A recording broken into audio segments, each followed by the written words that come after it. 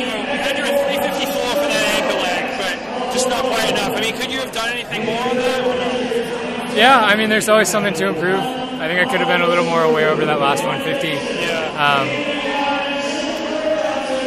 Yeah, I mean, I'm coming away, I don't have tons of regrets or anything. It was a really good race. You know, Notre Dame had a great run out there, and a lot of good teams out there, and our team just did what we could today, and we were close, but that's how it is sometimes. Yeah. What was your strategy when you got the baton? Like, what place were you in, or what were you thinking? I don't know where I got the baton. I just wanted to be up there with the leaders, and it took a little bit of time to get up there. Just kind of bouncing around different packs and stuff, but once I got up there, I kind of settled, and the pace kind of slowed once I got up there, and it turned out that everybody got back in the race pretty much. But yeah, I don't know too much of what I would have done differently, just trying to recover and get ready for tomorrow. Second place is a great result for our team. Of course, we were hoping for more, but you can't control what other teams do, and Notre Dame did a great job today. When you took the lead, did you think you had it? Did you think you had it won?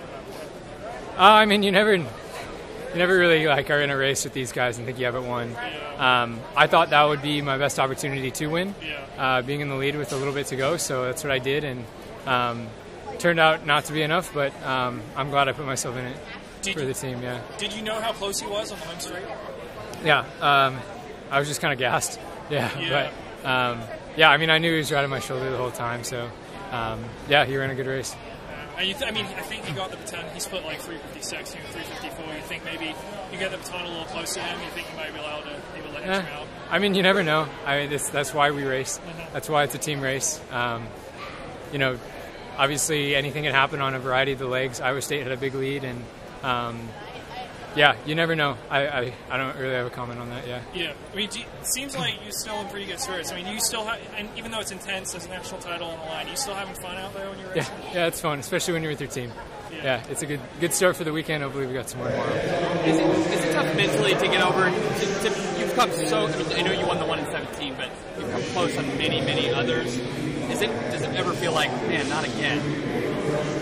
Not so much. I mean, it's consistency too. I mean, it's a sign that I'm doing the right things and building up at the right times and ready at the right times. And you know, the NCAA is incredibly competitive. There's new guys that come up, guys that show up at certain events, and people that transfer in, and a variety of things can happen. And I pride myself on being up there every time. And it is a bummer when you can't pull off a big victory, but I did what I could today, and hopefully I'll have some more tomorrow. And you and Morgan have had some pretty good battles, and now this is the second year in a row you and Aaron picking in the DMR. Yeah. It's a new rival for Graham. Yeah, I don't know, maybe.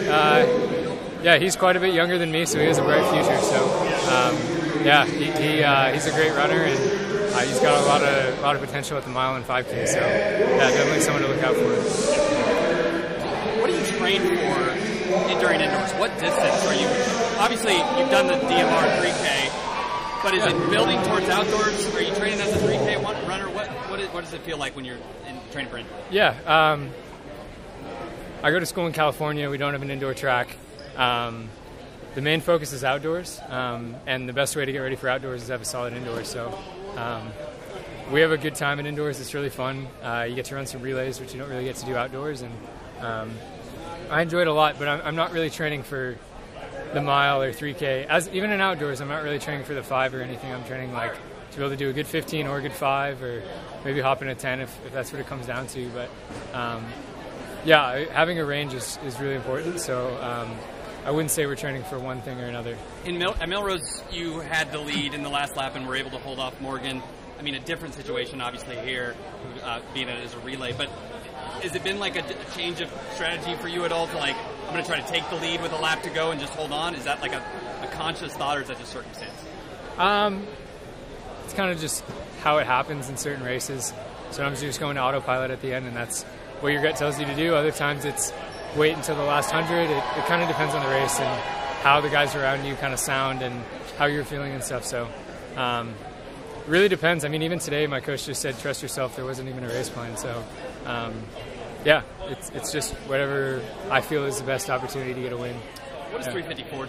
I know it's about the team and everything, but the splitting 354 is no small feat. What does that tell you about your fitness? It tells me I'm in good shape. But at the same time, I didn't really need a split to tell me that. I'm just trying to get ready for tomorrow and get this cool down going and get prepared for 24 hours from now, or not even that. So, yeah. We'll let you get the cool